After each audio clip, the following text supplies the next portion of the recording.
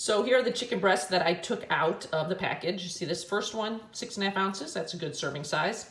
10 ounces, it's a little too big. This one's 9.5 ounces, and this big guy in the end, over 11 ounces.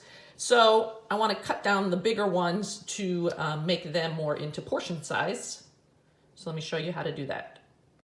So to cut the chicken breasts into more even-sized portions, you want to put the thicker side up at the top of your board, and then just take your knife, go about halfway down through the chicken breasts, put your hand on top, and then just slice through.